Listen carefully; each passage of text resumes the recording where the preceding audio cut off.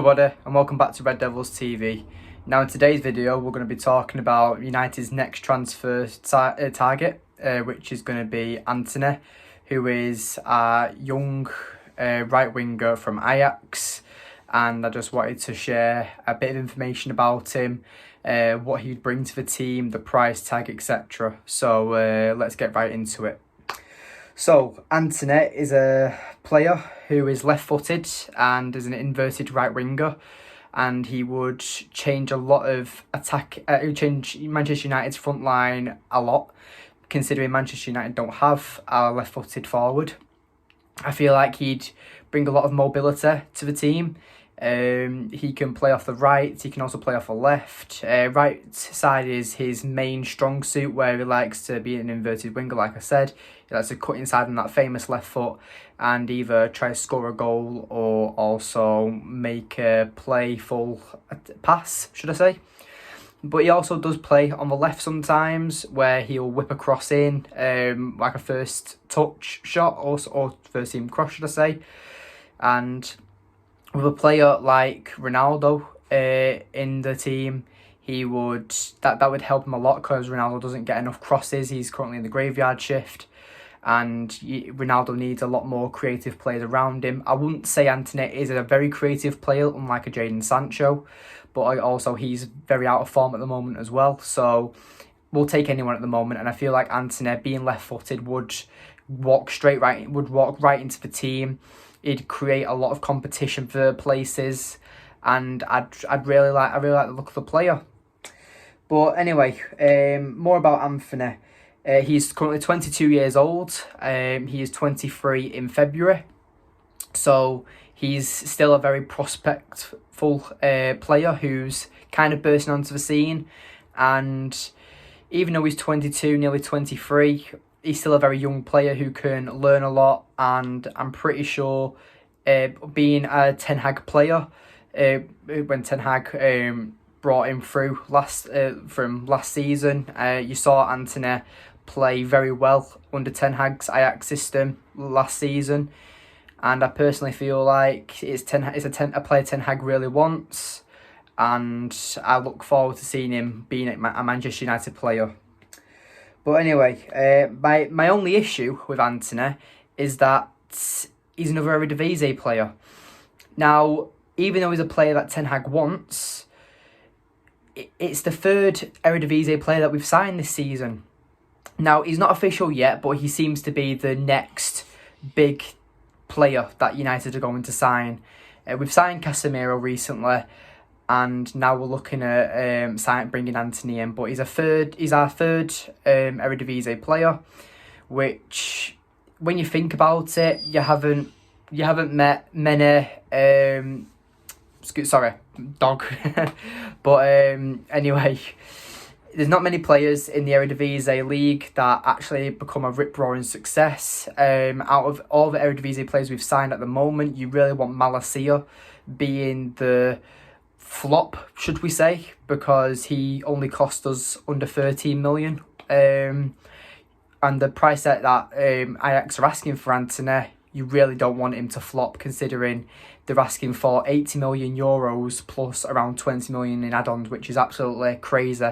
You're going to want him to burst on the scene right away. You want him to play like a Mo Salah or something like that with the quality. Sorry about that, the dog. I just wanted to throw him out because he was distracting me. But anyway, where were we? So, with Antony, the price tag, that's right. So, he's going to cost 80 million euros, it seems, plus around 20 million in add-ons, which is kind of crazy, I'm not going to lie, because last month, should I say, sorry, not last July. Last July. But anyway, United actually went in for Antony, and they wanted 80 million there and then for him. That was including the add-ons. So it was around 60 million euros plus around 20 million add-ons. And when you think about it, well, if you know much about Antony, he's around £50 million player. And I honestly think that it's Murta and the Glazers who have messed up, really, because we could have got him before pre-season. This is like a lot of deals we're going to be doing. We're going to overpay massively because it's less than 2 weeks until the end of the transfer window. And United are, like in the last video, are panicking a lot. And it's just crazy and disappointing as a Manchester United fan because of how much we're actually overpaying for players now because the Glazers are that desperate. But with Antony, he's a player that I'd really like at the club. And it's just a bit frustrating because of the price that's going to be set. A lot of fans are not going to give him much time. I honestly feel like with this huge price tag that's set, he's going to be either a flop or a rip-roaring success. He can't be like a Pepe at Arsenal who went for 75 million and just hasn't kicked off, because signings like this make you get stuck with players that on high wages that no one wants. The club don't want to lose out on too much money because obviously they don't want to lose too much money on the deal. But one thing about Antony is that now for the second day in a row, he's not showed up for training. He's refused to train with the club and he wasn't in the matchday squad today, which he's handed a transfer request in pretty much because he really wants the Manchester United move. But this could backfire on Manchester United completely. Yes, he could be becoming a Manchester United player now. And even though it's good for Manchester United currently, he could become a rip-roaring success. And then in 4 years or so, or 3 years, he could then want to go to Real Madrid and do the exact same what he did to Ajax to us, where he refuses to play, he refuses to train with the other team. And that type of attitude, where you know a player is capable of that and isn't as professional as they should be, do you want a player like that at your club? Now, I believe it's because of how desperate he wants the Manchester United move, and it's good because he wants the move. Not many players are actually desperate to come to Manchester United at the moment. And a player like Antony, like I've said, will change the front line a lot. Being left-footed, he will walk right into the first team, in my opinion. I think Ten Hag would play Antony on the right and Sancho on the left, and then cross him over mid-game or something to create more chances, should I say. So Antony then could go on the left as well as Sancho on the right, so they can whip more crosses in for the forwards or the attacking midfielders, however we're playing. But anyway, it's a very good deal, I think. I think it's very overpriced, but it's still a very good play. It's like the Casemiro deal. It's a very good deal, but it's way too late. These players are going to have no proper training. They're not going to be able to get used to the team, used to the other players, like pre-season. The only player that's really had a pre-season for United and the new signings is Malacia. Martinez is still getting used to the squad. Eriksen's still getting used to the squad. And now Casemiro and Antony. And plus that, United is also supposed to be signing 2 more players this week. So I believe that Casemiro and Antony will be ready for the Southampton game next week. We play Liverpool tomorrow. But them 2 players will be ready, I believe, for the Southampton game.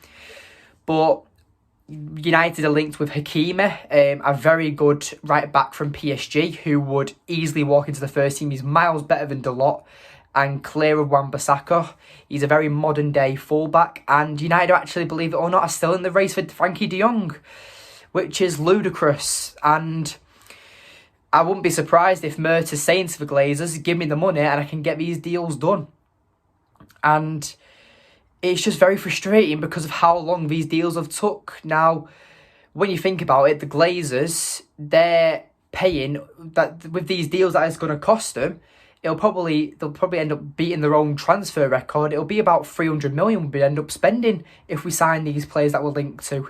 Now, with it being so short to the transfer window, I don't think we're going to be going for any desperate signings. I think the Glazers are going to want to sign the most profilic players possible and very I'd say top class players, should I say, not world class, top class. And I just think that the Glazers are going to want to do that because if they spend 300 million, they're trying to buy the fans' silence. And that's what I'm trying to say. They're trying to buy the fans' silence. So it's probably not even their money, it's the club's money, what they should be spending. But they're not even, actually, no, they should also be spending from their own pocket as well, because they gave us 120 million at the start of the summer. That was before the season even started. 120 million was the transfer budget set, plus sells, so players who we were going to sell. We haven't sold any players, we've just been loaning all the deadwood out, which is ludicrous in my opinion, or we can't sell the players.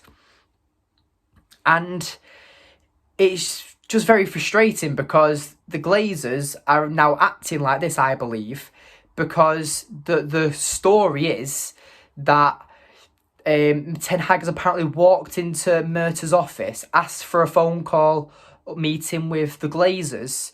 This was from The Sun, I think the article was, or The Guardian, I think it was. I'm not too sure, sorry for the lack of knowledge, but it was one of them two articles. I remember reading it on Twitter this morning. But it turned out that apparently Ten Hag has walked into the office of Murta, demanded a Zoom call or something with the Glazers, and said to them that he can't do this with the team he's got. He's going to need 300 million for the new players. Bollocks. That screams of pure spin. They're trying to deflect the blame on Ten Hag, right? Ten Hag, before he took the job, probably did say, I can do it with some of these players, but I'm going to need signings. I'm going to need at least 5 or 6 signings of my choice. United have then tried to do it in the cheapest way possible, like they normally do, and think there's going to be no impacts from it. Because like last season with the Super League and stuff, United fans were protesting. The Glazers bought Jadon Sancho, they bought Rafa Varane, they bought Cristiano Ronaldo, and the silence went away. Like they do. They bought our silence then, and they're trying to do it now. But now we have Sir Jim Ratcliffe, a Manchester United fan who wants to build a club and put it back to its rightful place. And he wants, Ratcliffe really wants to buy Manchester United. The Glazers are now panicking by wanting to then buy our silence and spending even more than they usually would to try and think and hope that the silence goes away. The noisiness, should I say, stops and the silence begins again. And it's just not on. And I feel like us as the United fans need to let the Glazers spend big, get all the players in that Ten Hag wants, and then we continue to put pressure on the Glazers and force them out. That is our job as Manchester United fans. This is our opportunity as a fan base to unite as a whole and force the Glazers out, because they are toxic owners and they need to go. It's time for them to go. Now, back onto Antony. I kind of go off topic with him, but I just wanted to talk about the new signings and I kind of go on to rant like I usually do about the Glazers. But with Antony, he's a very skillful player, a very good inverted left-footed winger forward, should I say. And I've got a quote here from the Ajax manager today, and I'll read it out to you now. The Ajax manager said that we have already lost 5 or 6 big players, and I don't want to lose Antony. And I don't want Antony to leave the club. I told the board that I want him to stay here, he tells ESPN. He then continues to say, I'm assuming that the club will not sell Antony as we're in a good financial position. If you're saying that to ESPN, okay, why aren't you playing him? He's put a transfer request in, mate. You can't keep him held hostage, okay? They've already planned on Antony's replacement. They're already looking at signing Ziyech on loan from Chelsea with an option to buy. Chelsea have already announced that deal, that Ziyech is possibly going to Ajax if a certain player leaves Ajax. Who is the only winger that fits Ziyech's position, left-footed right winger? Who is the only player at Ajax who's not happy, doesn't want to be at the club, and is handed a transfer request in and is very similar to Ziyech? Antony. I'm guessing the manager is just trying to keep the position professional, and he wants Antony to stay because he really rates Antony. But if the club are already planning a replacement for Antony, it's looking very likely. And I look forward to seeing Antony as a Red Devil. But anyway, that's just a quick update on the Antony deal. It's supposed to be announced very soon. I'm guessing it's going to be announced in the next, I'd say, 72 hours. I feel like once Casemiro's visa's sorted and stuff, he'll be the first signing that's announced.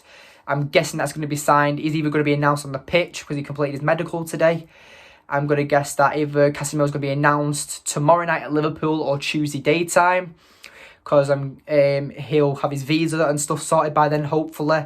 He'll be training with the first team, hopefully getting match fit ready for Southampton, getting used to playing with the team, etc. And I'm hoping Casemiro really succeeds. And I'm really hoping that Antony's also done within next week as well before Southampton, and hopefully he's either on the bench or starting. But expect a lot of noise to happen around Manchester United this week with the Antony deal and the two signings that are supposed to be Frankie de Jong and Hakimi, if the target links are correct from what the leaks are saying from the club. But we never know, because last week we were in for Arnautovic and Rabiot. Now we've signed Casemiro. We're back in for Antony. We're not giving up on de Jong, and we're looking at a really good right back. And we're also supposed to be signing our backup goalkeeper as well, apparently. So, we don't know. The Glazers are very spending big. Like I said, it's because of how much pressure's on them at the moment. And I'm pretty sure they're just trying to make a small investment to them. I know 300 million is a lot of money, but they're going to make a small investment to try and stay another 20 years at a club where they can make billions still. So if they can silence the fans that they plan to, then they could stay in power for the next 20 years. And like I said, it's our job as Manchester United fans to put the pressure on them to make sure they sign these players. And then once the transfer window's closed, we've got a better team built, then we don't stop, we force them out and try and get Radcliffe in by the end of the year. That's what I think should happen as for Manchester United, and I think that's the best decision. Now, I'm not speaking for all Manchester United fans here. Some fans might want the Glazers. Some fans might think Ten Hag signing another Eredivisie player or players that he's already worked with to be a wrong decision. But I don't speak for all fans. I speak for me. This is my fan opinion, and I'm just giving you my opinion. So, yeah, please like, subscribe, comment, share around and everything that you're doing. And thank you for watching today's video, and I'll see you in the next one. Goodbye.